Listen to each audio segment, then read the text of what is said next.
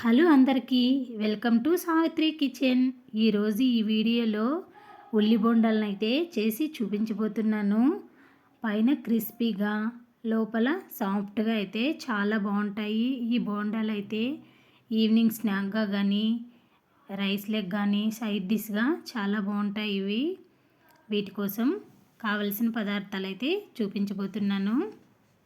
ఒక కప్ అయితే శనగపిండిని జల్లించి తీసుకోవాలి. సన్నగా కట్ చేసుకున్నటువంటి ఒక కప్పు ఆనియన్స్, 6 నుంచి 8 పచ్చిమిర్చీలు అయితే సన్నగా కట్ చేసుకోవాలి. కొత్తిమీర కూడా సన్నగా కట్ చేసుకోవాలి. రుచికి సరిపడ సాల్ట్, ఒక చిటికెడైతే వంట సోడా, వాటరు కావలసినన్ని అయితే తీసుకోవాలి. వీటిని ప్రిపేర్ చేసుకోవడానికి ముందుగా ఒక మిక్సింగ్ బౌల్ తీసుకొని మనం జల్లించి తీసుకున్నటువంటి శనగపిండి వేసుకోవాలి. అలాగే కట్ చేసుకున్నటువంటి ఆనియన్స్ను, పచ్చిమిర్చిని కూడా వేసుకోవాలి. కొత్తిమీర వేసుకోవాలి.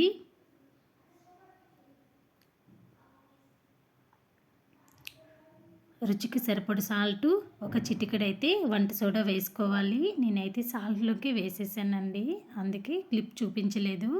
ఇప్పుడైతే వీటన్నింటిని ఒకసారి బాగా కలుపుకొని వాటర్ని అయితే కొన్ని కొన్నిగా వేసుకుంటూ అయితే కలుపుకోవాలి. పిండి మరీ లూజ్గా ఉండకూడదు, అలాగని ఎక్కువ గట్టిగా ఉండకూడదు. గట్టిగా ఉన్నాయంటే బోండాలు అయితే సాఫ్ట్గా అయితే రావండి. ఈ విధంగా అయితే వీడియోలో చూపించిన విధంగా కొన్నిగా వాటర్ని అయితే వేసుకొని పిండిని అయితే కలుపుకోవాలి. ఈ విధంగా వీడియోలో చూపించిన కన్సిస్టెన్సీ అయితే ఉంటే సరిపోతుంది. మనం తీసుకున్న వాటర్లో ఒక 2 స్పూన్స్ వాటర్ అయితే మిగిలాయండి. ఇప్పుడైతే స్టవ్ ఆన్ చేసుకొని ఒక కడాయి పెట్టుకొని ఆయిల్ వేసుకొని ఆయిల్ బాగా వేడెక్కిన తర్వాత మనం కలుపుకున్నటువంటి పిండిని అయితే మనకు కావాల్సిన సైజులో అయితే బోండాలను అయితే వేసుకోవాలి. ఆయిల్లో సరిపడన్ని మాత్రమే వేసుకొని బోండాలు అయితే ఫ్రై చేసుకోవాలి. వీటిని అయితే లో టు మీడియం ఫ్లేమ్లో మంటను అడ్జస్ట్ చేసుకొని అయితే ఫ్రై చేసుకోవాలి. బోండాలు అనేది వేసిన వెంటనే అయితే కలపకూడదు. కొంచెం పైకి తేలిన తర్వాత అయితే మనం మంటను అడ్జస్ట్ చేసుకొని అయితే ఫ్రై చేసుకోవాలి.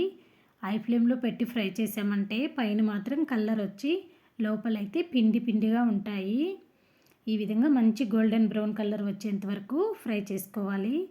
ఇదే ప్రాసెస్లో అన్నిటిని అయితే ఫ్రై చేసుకోవాలి. వీడియోకి ఒక లైక్ చేయండి. Thanks for watching.